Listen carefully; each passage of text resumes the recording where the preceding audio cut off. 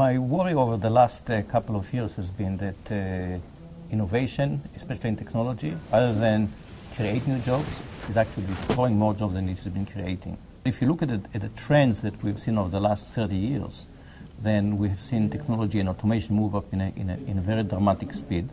You look today at a company like Google that's hundreds of millions of dollar company, billions of dollars, and it has less than 100,000 employees.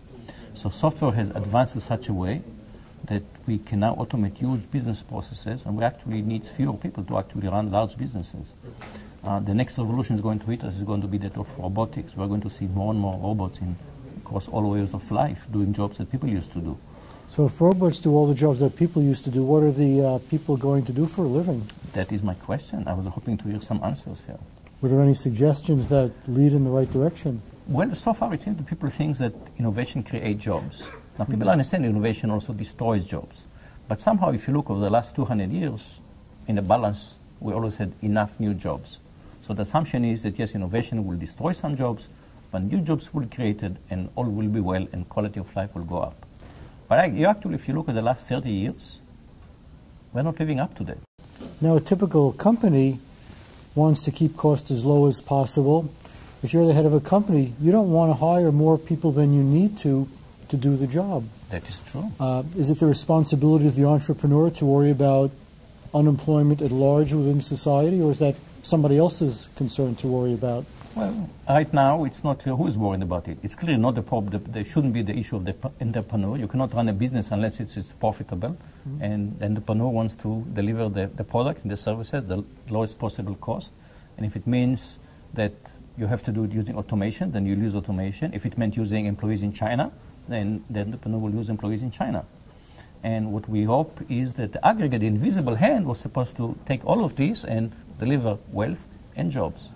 But if you look what's happened over the last 30 years, we're delivering a wealth, we're simply not delivering enough jobs. I think that the proper framing of the problem is, what is the importance of job, what is the importance of work, and what does it mean to be human if suddenly you don't have work to do? Somebody else is doing the work for you. Now, there will be, you still expect Silicon Valley will do very well. They'll produce the technology, they'll produce the robots. People here will get fabulously wealthy. And the question is, I mean, it's not realistic to think that every person will be an entrepreneur, every person will develop new technologies. The majority of the people live more mundane life, and if their job disappears, what will their life be like? You ask people, what do you want to have in your life? You ask, I mean, we had Jim Fulton Clifton from the Gallup Foundation. You ask people across the world, what do they want? And they said, we want a good job. That's what people want. So if you tell people, we'll give you some income, but you'll be able to live basic living, but you don't have to work, does it lead to good life?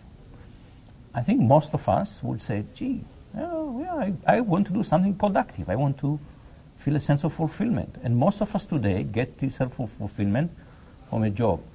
Now, as one of the issues we're worried about, that if people are unemployed, it's not just that their life is not as satisfactory as they like it, but they might become really alienated from society. They might feel they have no stake in society. They might feel that they might as well tear down society because it's not doing anything from them. So their problem becomes your problem and my problem. And that's why we care about it, because it becomes our problem. Indeed, you can look at society that have great disparity between wealth and poverty. I mean, you can look, for example, at India. Now India has a growing middle class, which is great because this is what's driving our economic growth in India.